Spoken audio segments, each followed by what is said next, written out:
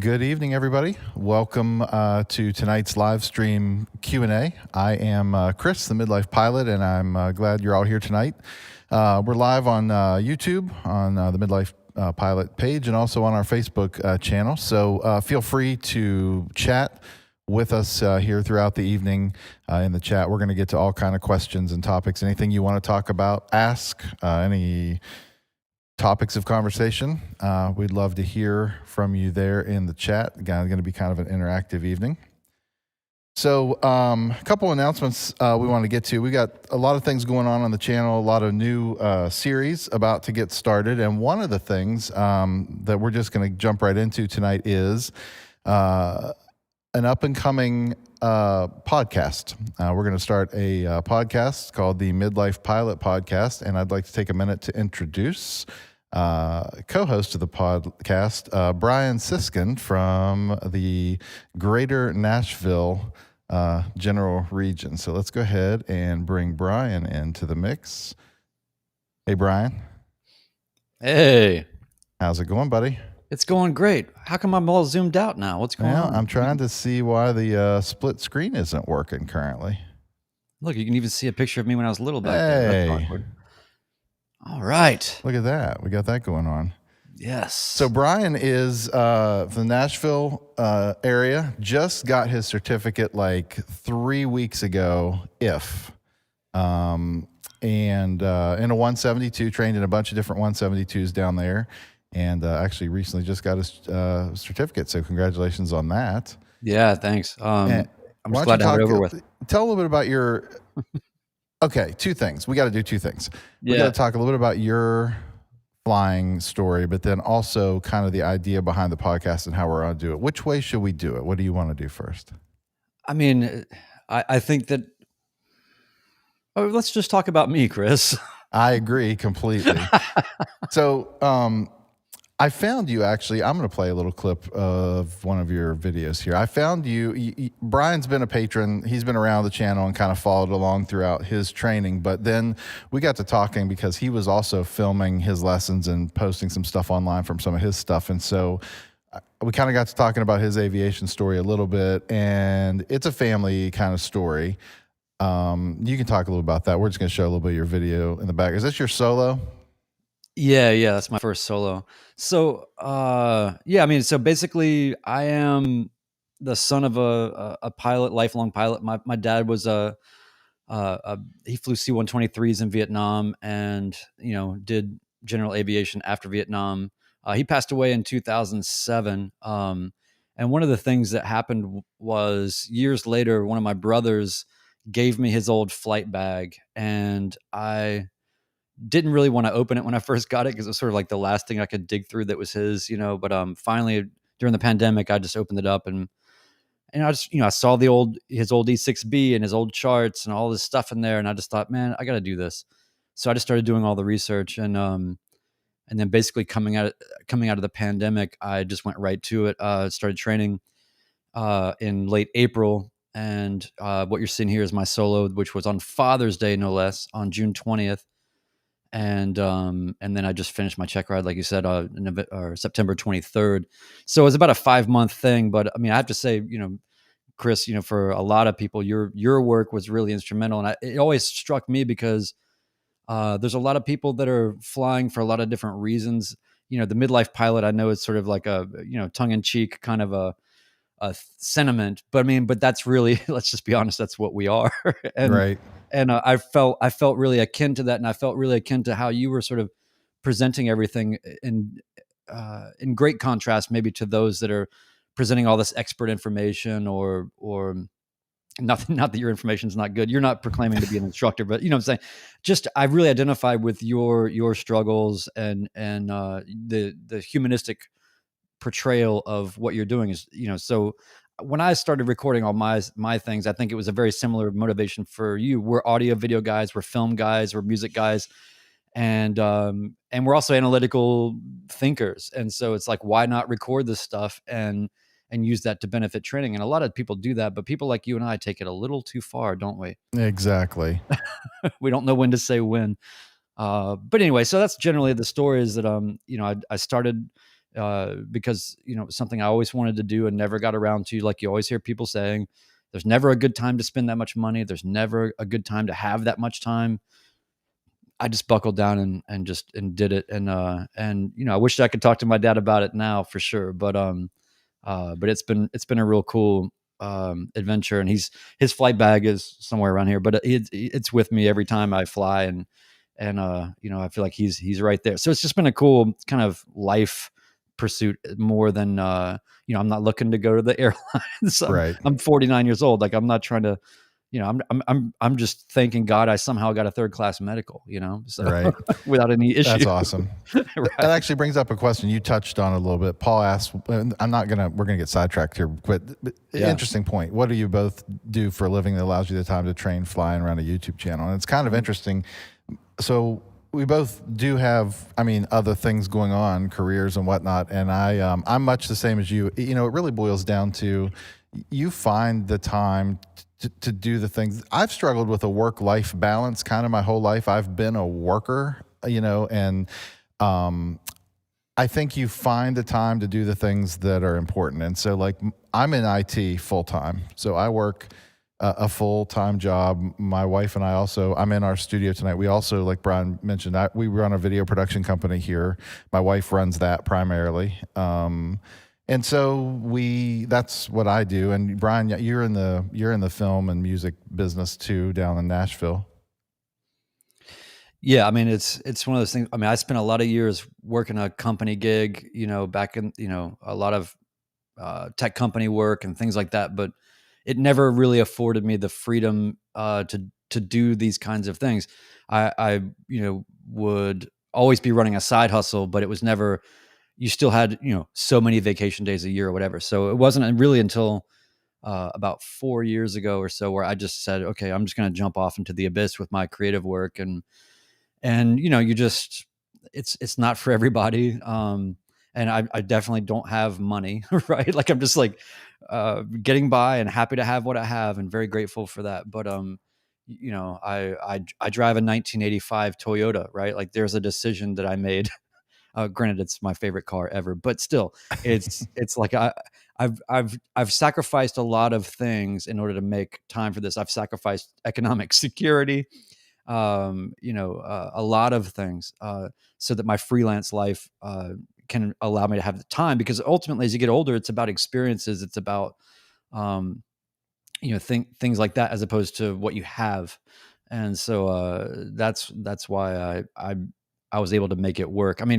But let's be honest. I'm a guy with a credit card and a dream. That's really what I am. But I made it work, and it's not easy. It's not easy. And, you definitely get to that point too, where, I'm sure a lot of people that are here that have trained, it's like you're trying to stay consistent and you're trying to fly a certain amount of times per week. But at the same time, you only have so much budget to keep going. So you have to find ways creatively to, make sure that you get to that check ride before you run out of that budget or whatever. Or, a lot of people get hung up in the middle of the process. So I just kind of carefully crafted out the plan and put the pressure on myself. And I just realized that it's time or money, but it's, you're going to spend a lot more money if you don't put in the time. And, That's right. And so I just had to really, and then by the time it's like the last month of my training, I was, I was barely functioning on any other capacity in life at all. It was all training just until I could get it done. Now I'm kind of coming out of the weeds and being like, okay, where was I? What was I doing? Right. That's awesome. So on the same lines, let's go ahead and tell everybody that, so the idea of the podcast, its feel is very similar, I think, to what this channel has been. Like you say, this is going to be not an instructional podcast. This is not a, Brian likes to say this is Brian's idea. He came to me with this proposal and I thought this is a great extension. It's just one more media opportunity or one more way to talk. And everybody knows pilots just want to talk about flying. That's all the time, any context, any day. And so this is just one more way to kind of extend the content out in another space. But it's going to be very conversational. It's going to be very interactive. We're going to do these live. In fact, let's just go ahead and tell everybody the plan for these. So the podcast is going to kick off a week from Wednesday, October 20th, 8 o'clock Eastern. We're going to record the podcast live on YouTube, on the Facebook channel, and a lot of the content's going to be driven by you. We'll have some stuff prepared, obviously, and some stuff we're going to deal with, but also interaction with comments and chats and that kind of thing. So we're looking forward to kick it off. We're working on tech. Part of the tonight is kind of a run of some of the tech stuff, trying to figure out how we're going to make the thing work and execute it. But we're excited about it. Do you have anything to add to the content, like of the podcast itself? I mean, what you think it's going to be? I mean, ultimately, I think you said it. It's like it's conversation, but I think a lot of the content that I've been seeking out throughout my training and now after doesn't have the sort of more familial, kind of laid back actual conversation. A lot of it's more knowledge transfer, which is great. You need to have resources for that kind of thing. I like the idea that we're both pretty new pilots. I'm an extremely new pilot, and I think a lot of people are in that place where it's like, I don't, neither one of us are ever going to say we have the answer for something. We can have an opinion, or we might think we know the answer, but I mean, it's nice to have people that you can kind of feel aligned with in a humble approach to aviation. Right. As we kind of learn through it. So I feel like that's really what it would be about. Yeah. Awesome. We'll get to questions here in a minute. There's some that are coming in. So if you're just joining us in the YouTube or Facebook chat area there, leave some comments. We're going to show a bunch of these coming up here and answer some questions.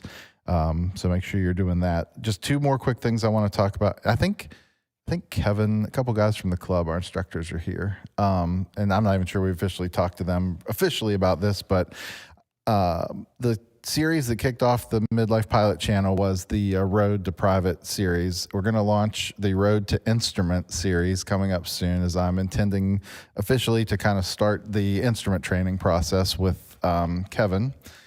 And so that's going to be a whole series of videos on the process of getting to an instrument rating. I'm finding already that I'm missing opportunities to fly potentially tomorrow because of things like overcast layer, and so that's just getting frustrating. And I think it's a logical next step for me. And so that should be a pretty exciting series that's coming up. And one more thing I want to mention, and we'll get to comments. I'm wearing a hat from a buddy of mine. He's been a patron of the channel since very close to the beginning, Andy Huggins. He has got a place called Linden Boulevard Aviation Apparel. You can't see very well on this hat, but it says love. But the imagery in his logo that he's made is aviation specific. It's cool stuff. He's trying to make some stuff happen there. He's very close to his private certificate as well. So if you want to check it out, you can go to lindenblvdaviationapparel.com. He's got some shirts and hats and stuff that are pretty cool. And I appreciate his support over the time that we've been doing this. So yeah. What do you think? Good questions. Yeah, coming in. I see that. All right, let's start back up a little bit because there have been a bunch of things that have happened. Let's see. Here's one that you should talk about. I told you I was going to do this to you. Does Brian have a YouTube channel? I have a place on YouTube where I put videos. Do I have a YouTube channel? That feels like it connotates this kind of other level of effort. I do have a YouTube channel. There's a bunch of stuff there. Everything from films that I've made, a lot of the drone cinematography work that I've done, some pretty interesting things there, a lot of music, and all of my training videos. I went back and watched my lesson 1 when I just had one GoPro or whatever and had no idea what was going on, and it was fantastic to be able to go back and look at that. It's really cool to have those to help you in the process as you're going, but even better to look back on it later and be like, wow, like just when you feel like you've not accomplished anything or that much, my God, you realize like I was having trouble taxiing, Right. It's great. Right. But anyway, so yes, I have a YouTube channel and it's youtube.com, Brian Siskind. I don't know. I think that I've got a URL, but you'll find it. Just search my name. Awesome. Homer Talk says, how many hours do you have now, Midlife Pilot? So I pulled out the trusty logbook, and I am at 127.2 currently is my hour count. So I skipped we did take a picture. My daughter was with me over my 100-hour. I skipped the quintessential like iPad out with ForeFlight like 100. No, yeah, it's just a number. But yeah, 127. I'm up to like I think 40 hours or something in the Cherokee now or something. So, here's an interesting one. Got to enjoy the Cherokee yesterday. So that's our 235. It's in our flying club. It's from Kevin. Any update publicly on 52 Lima for the audience? So some of you know, and we did talk about it briefly on here, that our 172 that I flew most of the videos in the channel in had a impact with some geese. Should have been prepared with some photos for this. It was actually kind of wild. On landing at the Fairmont Airport, it hit about 3 geese on the right wing, the leading edge of the right wing. Put some pretty significant dents in the thing. It bent like 3 ribs and 2 sections of leading edge skin. Pretty big repair bill. Got the parts. The insurance took care of that stuff, but we're still probably another 3 or 4 weeks out from getting it back. The parts, that's the thing with these aircraft. I mean, it's not like there's warehouses full of parts for the 1965 172. Like, I mean, there are the ones that break all the time. You get vacuum pumps and generic stuff, but I mean, like the right wing ribs 3 and 4, they're just, that stuff's it just takes a while to get everything together. So yeah, hopefully we'll get it back in a few weeks. Let's see. Honestly, from the pictures, because I saw them, I mean, it's surprising to hear that it's going to be that quick. Yeah, it was pretty significant. Do you want to answer? Let's see here. Some of these are good. A lot of people want to talk about Flying Club tonight. I'm happy to do that. This has taken a ton of my time recently. I'll tell the story real briefly. How many people do you have in your Flying Club now? How did you manage to get into it as a student pilot? So I trained in the 172 that you see in this video, 52 Lima, when it was not in a flying club. I was renting that plane from a couple of guys who owned it. I was about one of the only people flying it. It wasn't flying very much. And the owners were going to stop renting it when my training completed because it didn't make any economic sense for them. And I'm thinking, well, this is perfect. I'm about to get my certificate. I'm not going to have an airplane to fly, right? So what are we going to do about that?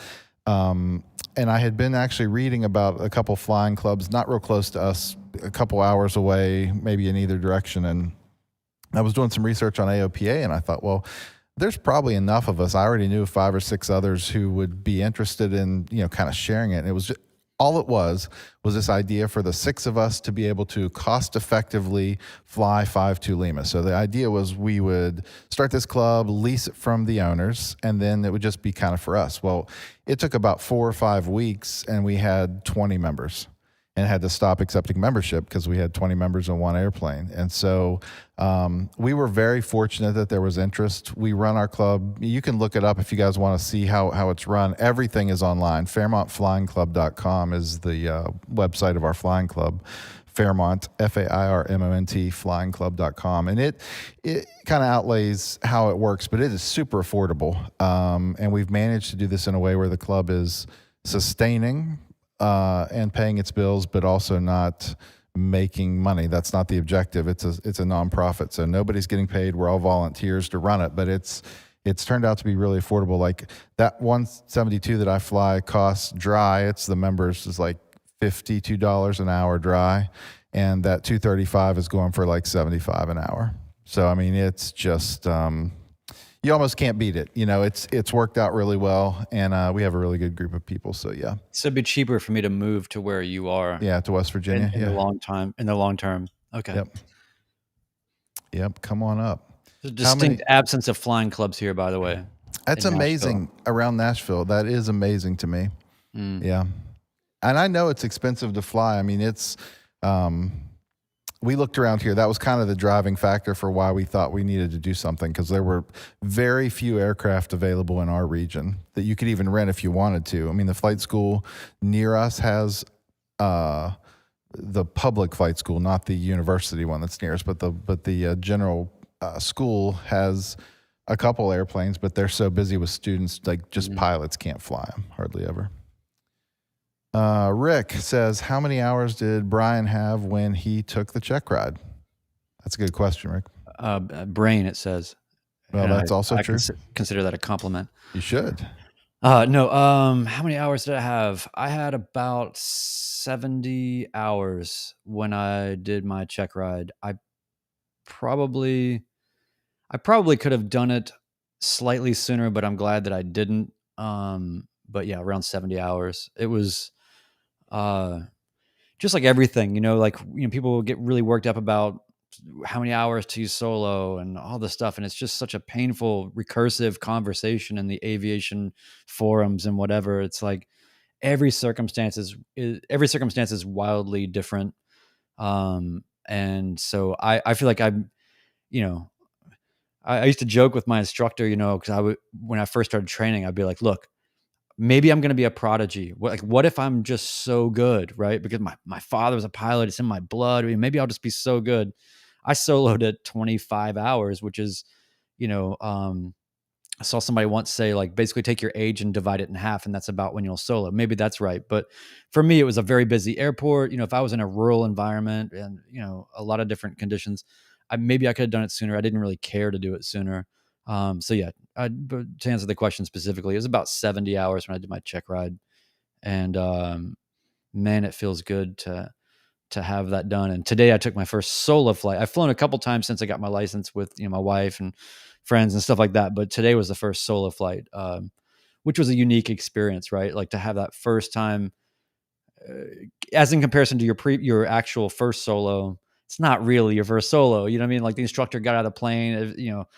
I don't know. I mean, it's a special moment, but I really feel like in a lot of ways today was sort of like the first solo, because I was just by myself as a licensed pilot, navigating John Tune Airport, which is chaos, but it was fun.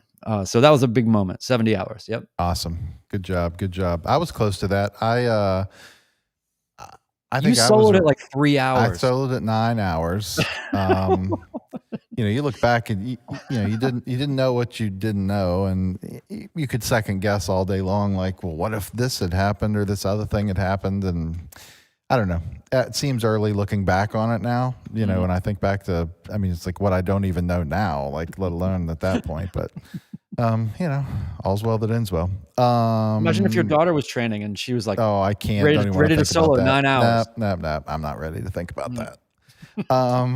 Although she's talking about it, so Now that's a great series. I'd love to see that. for sure. You may have already mentioned this, but who did you use for ground school? That's another good question. I'll go first. Yeah. I was there were a couple of things that I used. The first thing I ever had was the Sporties video series, the private pilot video series from Sporties. I loved it. I started watching that probably a year before I even started training. It was very, very helpful. And then I used Angle of Attack, some stuff from angleofattack.com. He's got a video. Chris Palmer has a video series that is very good. And that's really, and I did it for the oral. So that's for, like, kind of the ground school flying part. For the oral exam preparation, I used a whole mishmash, just a mishmash of things. Books that I had. I listened to audiobooks. I listened to Jason Shepard's audiobook probably 6,000 times in the couple months leading up to it. I knew what chapters were coming, what he was going to say, but yeah. What about you? What did you use for studying? I just intuited it, That's amazing. I went out to a mountaintop and I just I I definitely did the Sporties. The school that I went to, their whole scheduling system and training system and all that, they had just converted everything to a system that uses Sporties as a sort of backbone, so you could kind of connect it up, and all that. So Sporties was definitely the thing I did. I started similarly to you. Like there were months prior to me actually even getting my medical, where um, I kind of studied and invested as much of myself as I could, knowing full well that possibly I wouldn't be able to get the medical, because you just always have to think about that until you actually get it. But yeah, Sporties, and in terms of like less sanctioned, but just YouTube or whatever. I mean, gosh, what is her name? I'm gonna find it. Cindy, what's her name? Oh Who? my god. Hold on a second. I'm gonna find this. Uh, oh my god, I gotta find this. I'm Her gonna just name. let you hang out here. I'm just gonna just let you find it. You're just gonna just. I'm just gonna stop Do you everything want me while to I. move on while you look, or do you want to No, I just? want to be the. I want to be Okay. the guy that's just holding up everything. Well, anyway, her name is Cindy, and she works for a flight school, and I can't. Hallman, Cindy Hallman. She's got a playlist on YouTube. Where, she's a flight school instructor with just a whiteboard and just goes through everything in order, perfectly organized, and it is tremendous. She's very, very clear, very concise. So I used that, and then obviously I tried to get knowledge from like Midlife Pilot and some other Ugh. more fringy kind of sources. Yeah, it's a grain of And salt.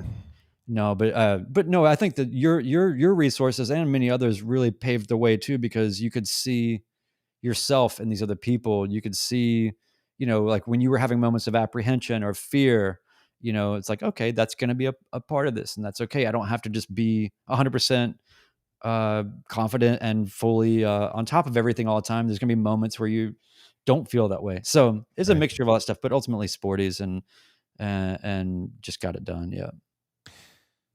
For both of you, was the written and check ride as difficult or as easy as you expected? Did it meet your expectations, I guess, is the question.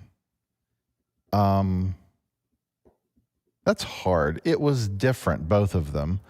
The written was about exactly what I expected, because I think the material that's out there in terms of practice tests and other things is so good now. I think the written pretty much met my expectation. I passed it. I think I had a 92 on my written. It was exactly what I thought it would be. I got the questions that I got were what I expected to get, and I just think that training material is so good generally today that that's pretty easy. I think check rides, I think it's a crapshoot. I think so much of that is left up to interpretation of the individual DPE. I mean, Brian and I've talked about that. I'm sure this will be a big podcast topic, is going to be like check ride and like that kind of stuff. But in my case, we're not going to give names. I was very fortunate. The DPE I got, I think, could not have been better suited to me. Much like through my training, I kept saying, like, I don't know that there's a better instructor for me than Tyler was for me. I think the same thing is true with the DPE that I had. He read me perfectly. He picked up my, I don't know if it's spaz. He picked up the things that were bothering me that were irrelevant, and completely set me. He was perfect for me. He really, he had a really good way. He could have failed me on a couple of things that were definitely did not meet spec or were borderline. But I think a good DPE has a way to know what is how to interpret the ACS appropriately, I guess, is what I'm trying to say. You can go in with the attitude where, like, I'm looking to fail, I am looking for opportunities to fail this student. Or you can go in and say, like, I'm following the spirit of the ACS in that I know what is required of the pilot to be a safe, effective practitioner of this certificate that, can execute a flight safely and continue to learn as they go forward. I just think there's ways to read it, and he was perfect. The check ride was 100 times better than I had built it up in my mind. What about you? What was your experience? I was the 383rd check ride for my DPE. So he had a system, and I'll totally tell anybody this. Get the gouge on the DPE that you're going to go with, because I was able to do that. And so I had basically really comprehensive notes from someone else that had done a check ride with him. And essentially, this guy, a very accomplished pilot and owner of the actual school. And it was a great experience, but it was, stressful. When I say it was hard, I think it was about as hard as I thought it would be, or about as stressful as I sort of thought it would be. But I think that the thing that got me through it was I really just concentrated on thinking about it as I'm just having this experience, and kind of I'm just going to do the best that I can. That's I've trained, I've worked hard, and I'll accept whatever the outcome is. And then yeah, there were definitely some things that there was I think there was some leeway, or some, what do you call it? I don't know, some, Yeah. there was some judgment there that he could Sure. have, and by the way, just side note, like I just put my whole check ride into Cloud Ahoy and looked at all the specs of everything that exactly happened for the first time, 2 weeks later. And it's definitely one of those weird things. You think you're doing really well on something, and I'll remember it that way. And then now I'm going and look at the actual data. I'm like, nope, that actually wasn't as good as I thought. And then things that I thought that I was maybe not doing so great, I actually did really well. So it's sort of like a reminder that it's a very subjective, real-time experience. He's using his knowledge. Yeah, they just want to make sure you're safe and not a complete lunatic, and have those skills, and they feel safe, and that you be safe with other people. And That's right. that's basically it. Andy wanted to let me know that he likes my ball cap. I don't know if you were here earlier for your shout out, but we got a plug for your attire. I thought he was saying he loved the captions. I thought, well, maybe they're really good tonight. I haven't looked at the auto-generated captions. Normally they're like every sixth word or something is correct, but yeah, he got a shout out for Linden Boulevard Aviation attire. so do you think that most of the people that are in here are training?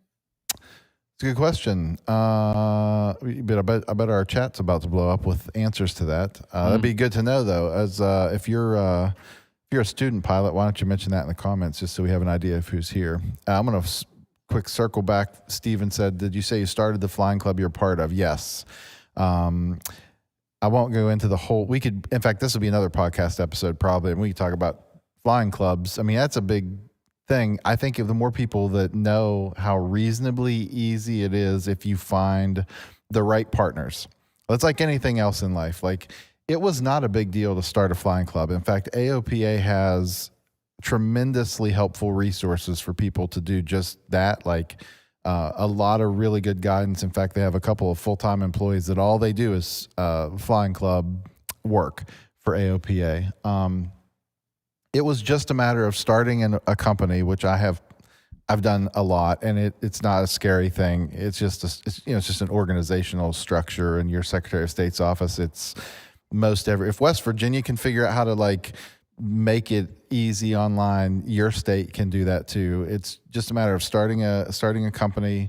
I'm sorry, I'm just thinking of Michael Scott. He's like the failing Dunder Mifflin enterprise, and he's like, and I'll just start another company, and if that one fails, I'll just start another right. and another.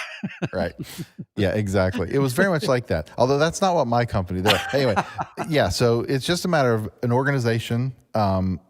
The key is to find, if you're not going to own airplanes, the magic for us was not owning the airplanes. I didn't want to get into the debt. First of all, we're a non-equity club, so like the members don't have ownership of the planes. We're just a non-profit social club that is leasing planes from other owners. That's the clean way to do it. You find partners who have airplanes already that are, and ask around your airport. I will guarantee you, well, if it's like ours, there's probably 60 hangars on our field. There's probably 10 airplanes that fly with any regularity, and there's probably 50 more that sit in their hangars most of the year.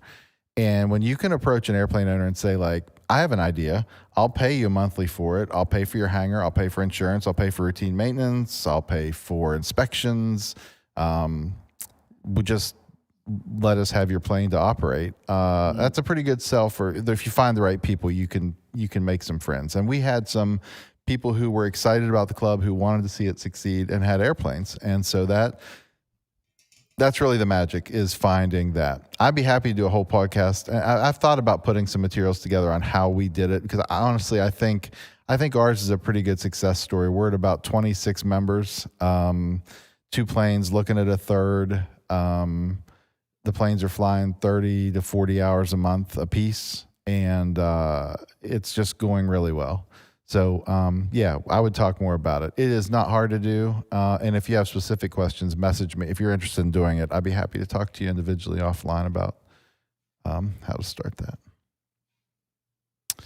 People found Cindy Holman thanks to your guidance. Good resource. Zach would like to know who else is watching this while taking a shower. Okay, I'm not sure. It's nice to have that's sort of like the palate cleanser of the chat, right? Yeah, you got to have that every once in a while. Here's somebody's happy to see Brian. All right. Nice to see you, Zach. BT. Yep, this is a catchphrase from Jason Shepard, our boy. A good pilot is always learning. And remember. Let's see. Oh, Zach just got his ticket too on August 27th. Congrats. Oh, nice. Joe's training. Paul wants to be training. One Dog Geek, student pilot, 80 hours near check ride. Sorry, I'm just not popping all these up. Student, Zach's a student. Greg Perry's a student. Month 14 of the medical process. Oh, dude, I feel you. We have a whole podcast about medical too.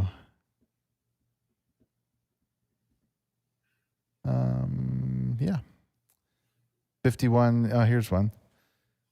51 years old, restarting training from his early 20s. 15 hours in logbook, solo at 13. Way to go. That's fantastic. Is there anything that carries forward after 30 years? That's a good question too. 51. Do you remember when people that seemed our age seemed old? I was talking to somebody that today. Well, I took my daughter. You guys know her from the channel. It was her junior homecoming last night, and we took some pictures at the airport. Of course, we did. And as I watched her get in a car with her friends and go to homecoming, I was like, man, I don't know. And that's our youngest. I'm like, I don't know where it all went, but it happens quick. Happens quick.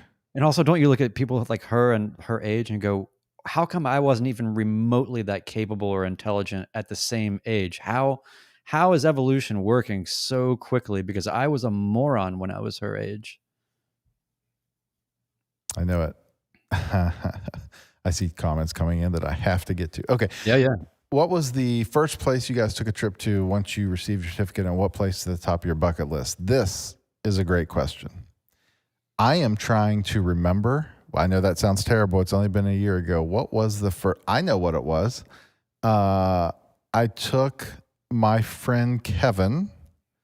We went to Elkins, West Virginia, which is not far from here. There's a video of it. And had a go around there. Got some grief in the comments. I remember it was one of my first not really. We get these from time to time, like you shouldn't, you're not ready to be flying if you had to do a go around because you didn't have a stable approach. And I think, okay, well, so I shouldn't be. But I remember that comment. It sticks in my head for some reason.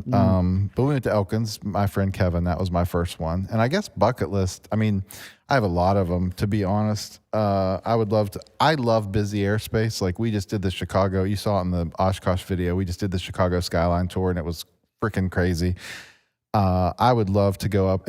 Actually, my second flight as a private pilot was into the Pittsburgh Class Bravo and a city tour around downtown Pittsburgh. So I love that kind of stuff. Like I would love to go up and do the Hudson Corridor at New York or just the busy stuff. I just want to be around I just want to be where it's happening. We're out here in rural West Virginia. It's most of the time we fly, we see one other plane maybe somewhere or whatever, but it's cool to go where it's busy. What about you? Yours should be fresh in your memory. What just happened? Well, yeah. So, my first flight wasn't anything crazy exciting in terms of a trip. I basically just took my wife up and we went kind of out to the practice area and back, and that was about it. But ultimately, that was the moment that I had kind of visualized all through my training of just how great it'll be when I can just take my wife on a flight and go anywhere, and we're going to be able to do a lot of exploring and things coming up. But first we wanted to just kind of get acclimated and, make sure that she didn't have any motion sickness kind of things or, stuff like that. So we kept it pretty simple, but that was still a big moment in terms of my bucket list. This is kind of a weird one, but top of my bucket list of trips I want to take is I want to go to Arizona and I want to go to this place called the Rodan Crater, which is a giant crater in the middle of nowhere, Arizona, that this artist named James Turrell bought back in the early 70s and has created a big, huge subterranean, gigantic art installation out of it that basically takes light and accelerates it and decelerates it and does all. He's a very prolific artist. He's done stuff all over the world. But anyways, this crater, and he's actually a pilot, and he found this crater bopping around, whatever, in like 1969, out in the Arizona desert, trying to figure out where he wanted to build this lifelong project. And so I just thought, like, what a cool way to go see this thing that really a lot of people can't go see. And to see it from the air as he might have when he discovered it, and then actually go see the place. So That's awesome. James Turrell's Rodan Crater, look it up. Arizona. It's pretty amazing. Very cool. Frank, thank you very much. Your YouTube channel is great. I like watching them. I appreciate the support very much. Here you go. This guy right here. Look at this. Look at this discerning eye. Alex Linger says, flying is super cool, but is that a Roland Space Echo over the shoulder of not Chris? Inquiring minds have to know. Brian, is that indeed a Roland Space Echo over your shoulder? Chris, I'm sure you've had a lot of things come and go in your life, a lot of, either instruments or music gear or something through your life where you're just like, man, I wish I never sold that, right? Well, that's the one thing that I've never sold and I've had for decades now. But yeah, that's a Roland RE201 Space Echo. And during the pandemic, I actually shipped it off finally to get cleaned after about 25 years. And I needed the motor redone. And so I sent it to a guy in Oregon that does all that stuff. You can find people that still work on these things, but yes, that is a Roland Tape Echo, and it's doing fine. It's an amazing, it's such an artful, amazing, kind of like an instrument, but it's just an effects processor ultimately, but tape. Very cool. Very cool. So yeah, we should have worked on it more before the show tonight, because now that we know people were asking about your Space Echo, it didn't work. Remember, we'll have to mess. Yeah. We got to get that working for next time. Andy, it's like Orson Welles. Is there a minimum flight hour for the pilots in your flying club? No, we accept 0-hour students. We're not a flight school. That's a very serious legal distinction that we have to make. We do not offer flight training. We do allow student pilots to join the club as full members and be trained by CFIs in our club, in our planes. So as low as 0 hours. That's for the 172 and potentially and I almost said the other airplane that we're looking at now. The 235 does have very specific requirements. Obviously, you got to have a high performance endorsement because it's 235 horsepower, minimum of 100 hours total time, and then you got to get checked out and fully worked up from our instructors in it before you can be signed off in it. But no, to join and fly the trainers, there are no minimum hours required. Your short field takeoffs at your small airport must be pretty intense in the Cherokee. They're better. Truthfully, they are so much easier than the 172. It's got so much power. We're off the ground. We rotate before the 172 and we're way above it. I mean, it is a non-factor. I could do touch and goes. I haven't done it yet. Could never do that in the 172 there because of the electric flaps take forever, and there's only 145 horse, and it's like people do it. I shouldn't say never. I don't do them in the 172, but the 235 with the Johnson bar flaps, you smack the flaps out of there and go full power. You're still at rotation speed basically when you touch down anyway. So just it's a great airplane for this short field. Greg Perry, correct. He says Lewisburg is a fantastic general aviation airport. That's near the Greenbrier Resort here in West Virginia. Flies with a friend frequently in a serious great airport. I was just there in the last video with my wife. It's fantastic. Here we go. I knew this question. I always get this. Do you prefer the Piper or the Cessna? I was telling someone at the hangar today, when I took my daughter to homecoming last night, their school was right by the airport. So we went to the airport to take pictures. She left with her friend. I said, I think I'm going to go get some a few more night landings in the 235. If the Cessna had been there, I would have done it undoubtedly, because something has happened. It's the plane I trained in. I've got way more time. I just second guess things in the Cherokee. So I ended up not flying. If the Cessna had been functional, I would have went. So here's what I would say. They're definitely different mission airplanes. Like if I just want to go play around, like I feel more comfortable still in the 172. So I will just play with that as for fun. I'll probably build a lot of we have to talk about the instrument stuff, but I'm not going to spoil all that. But so for that purpose, but for the comfort and speed of travel, there's no question that the 235 is a more comfortable traveler. Yeah, check the focus. If that's me, isn't this really like a high wing, low wing discussion? Ultimately, that's what people usually are getting at. Yeah, I think that's more the question. I don't have enough. They're so different planes. I can't almost compare them based on that criteria. Like the 235 is so much faster and more power, and I think those differences outweigh the high low wing. To me, if it was like a Cherokee 140 and that Cessna, those would be like comparable. I could probably compare those better on that turn. I can't check the focus. I have an embarrassing story. Won't bore you with. This is my this is my MacBook. I work in film. I'm in film. Midlife I couldn't get a camera to work, so I'm using my MacBook camera, and it's low light. And anyway, it's not. Who makes your videos for you anyway? Huh? Like all your aviation content. Some like you have like a crew or people with cameras, I guess, or that know how to do all that stuff. I like your sarcasm. Yeah. I mean, I wish there are times, yeah, it's just all me. It's amazing. Yeah.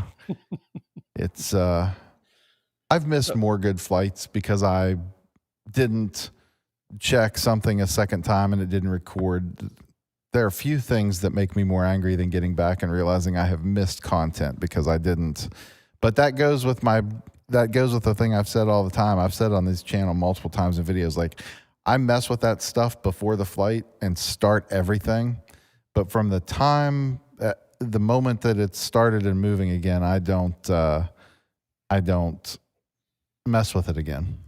So that's how I end up missing so much stuff. I think that's something we were talking about a lot. There's so many people that have different levels of patience or aptitude with video production and capturing and how it relates to aviation and what mounts do you use and what audio do you how do you capture your audio, and there's just so many concerns that people have around that, and there's really not a single answer. There's a lot of different ways to do it, so I think that's something that we'll end up talking about a lot. I mean, you and I are both a little bit maybe nerds, kind of a little over the top.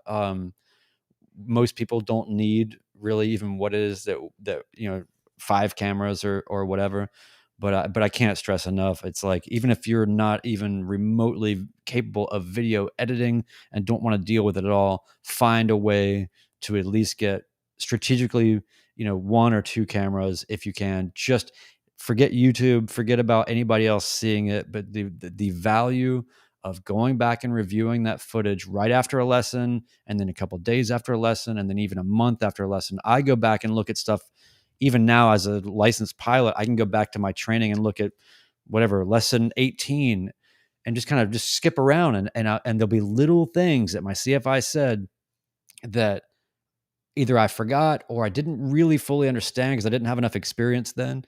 And so I think you've had probably much the same experience. It's like, it's got to be the easiest way to leverage your, if people are always trying to figure out how to save money, how to do it the fastest, how to do it the best way. I have to say, like, just painfully record yourself. It's hard, especially when you're learning radios, and I don't know, just it's hard. Like, I don't like being on camera. I'm not a camera person. None of my content is ever, looking at the camera and talking to a camera. I have a face for radio, whereas Chris, you're more, rosy. Yeah, rosy. Yeah, that's good advice for sure. I wanted to ask you something. We have 10-minute warning, by the way. This is the 10-minute warning. So questions now, forever hold your peace. Well, not forever.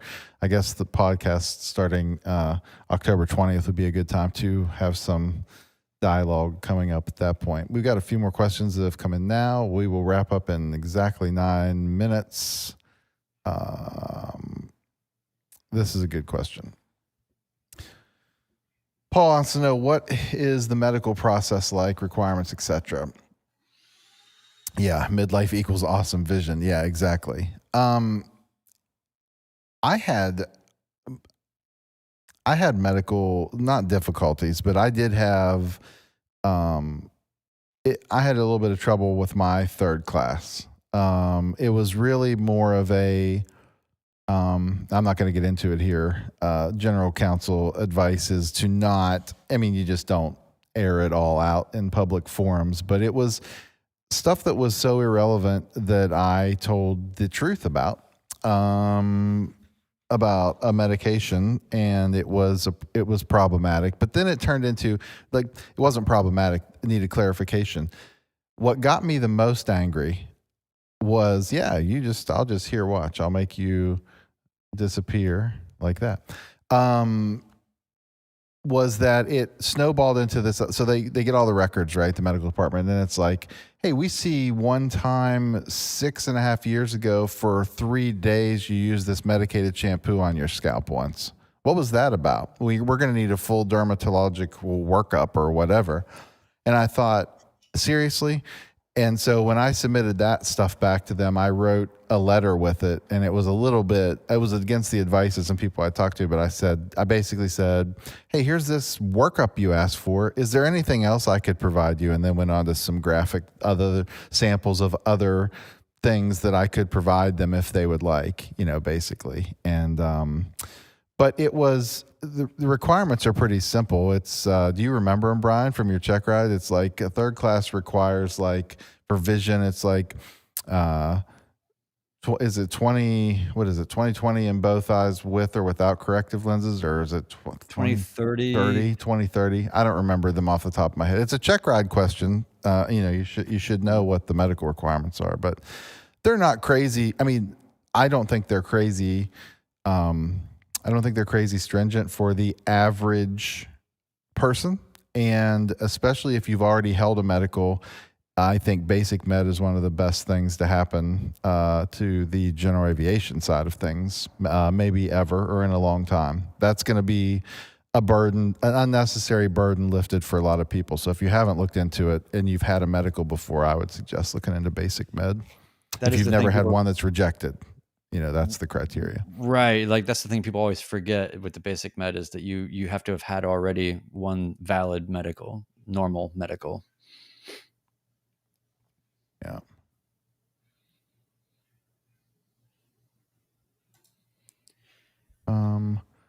What was I snarky about? Yeah, what were you snarky about? What was I snarky about? Did I snark about something? Was it my medical diatribe? I don't know what I was snarky about. Well, you're just really revealing your true essence here. The people didn't know, right? Apparently. Yeah. Frank went through the same issue when he got back into flying after 10 years. Now he uses basic med. Yes. Yeah, the response to the medical. Yeah, I try not to be over. I am a snarky person. It doesn't come out in flying a lot. I can be, but it's especially when I just think things are unnecessarily ridiculous, as a lot of the FAA bureaucracy is. Stuff that's just unnecessarily difficult. I don't know. Stuff that is just unnecessarily difficult. For instance, the new recent interpretation of their training in the various classifications of airplane. I don't know if you follow the story, Brian. It was a big deal at AirVenture. It had happened just before that, and everybody was up in arms. Anyway, there's legislation to overturn it, but it's stuff that is unnecessarily burdensome to the industry as a whole without really a good reason. Anyway. Oh, here we go. Look who's here. Tyler is here. I should have sent you an invite to this show. It's always a hit when Tyler's around. So Tyler has a cool airplane. He has a Citabria. Can I say that? I guess I can tell a story. He has a Citabria, and he's been trying to get me to go work on my tail wheel with him in it. I think that would be a cool video series too. So we'll do the instrument first. I need to show a picture. I'll have stuff from him. We'll talk about it later. I'm sure he'll be at 8 a.m. Yeah, he wants to see me out there tomorrow. I'm sure he'll be a guest with us at some point on the upcoming podcast. It's always good to have him around to talk about stuff. But he's been flying. I've seen a Citabria out a lot. It's awesome. There's I some want to do that. people. You think about private, then an instrument, but there's a lot of things in between that you can do that are maybe not quite biting off as much as, in terms of cost and time. One of the things I want to do is get just a complex aircraft endorsement. Honestly, that's still probably going to cost me more than what I'm really ready for right now. But that's really the next thing for me. I think is just I want to be able to rent planes that have range so that I can go do these trips that I want to go do, because I can't rent any 172s because they're all flight school planes. So I'm in this predicament where it's like, wait, I've got to have more money. I've got to have more endorsements. I learned how to fly a plane, and then now I can't go anywhere. I've got to, learn how to fly different planes so that I can go places. Right. Are you starting a podcast on Apple Pod or Spotify? Yes. As a short answer, it will become available everywhere that podcasts live, basically. So be on and we're just keeping the name. It's just going to be the Midlife Pilot Podcast. So just keep your eyes peeled for that. We'll make a big announcement on the channel again when it's live. And like we said, we're going to film all these live on Wednesday nights at 8 p.m. Eastern. So the video of the recording of the podcast will be live on this channel. So, and it's critical because we're going to need participation from you guys. So yeah. Hey, Tyler is known by his catchphrase, one of many during the training. His just a fuzz is his way of saying just a little, just a fuzz or rudder. Oh yeah, because you say skosh. What is a skosh? What is that? Yeah, that's mine. I don't know. That's I've heard my that fuzz before, but I just don't know what is a skosh. How do you spell it? You don't spell it. You just say it. It's never to be written. It may not even be a real word. I don't know. Skosh, I've heard it before, but I feel like that's got to be a regional thing, or I don't know, something. Most fun flying ever done in a tailwheel, Mike Hines. I've heard that from a lot of people. It also makes you be a good pilot. Skosh. There we go. That's the suggested spelling. Well, it's 9:50. We all learned something tonight. It's 9:58. Here's Wisconsin. They use skosh, apparently. But would they say it Wisconsin? I don't know. I'm not even going to try to do it. We had so much fun in Oshkosh. I'll tell the story someday. Cody wanted to. Well, anyway, it's a funny story. We'll tell you later. That is all of our time tonight. So it's been fun. Brian, thank you for co-hosting and for the idea of the podcast. I'm super excited about that. Looking forward to getting that started with you. We'll get some things structured. Tonight was kind of a dry run for us. So we appreciate everybody who tuned in to watch and participate with the comments. We really want to get this stuff dialed in and become a little more efficient and, keep producing some great content because pilots like to talk about flying. So shout out to George, by the way, who just posted a 71-year-old student check ride scheduled for November 20th. That is awesome. Sorry, I just didn't want that to go by. No, that is incredible. Love it. Congratulations, George. That's fantastic. Well, thank you guys, everybody, very much. Have a great night, and we'll be talking to you, I guess, Wednesday the 20th, 8 p.m. That'll be the next live stream. It'll be the recording of the first ever Midlife Pilot podcast. Thanks for coming. Good night, everybody.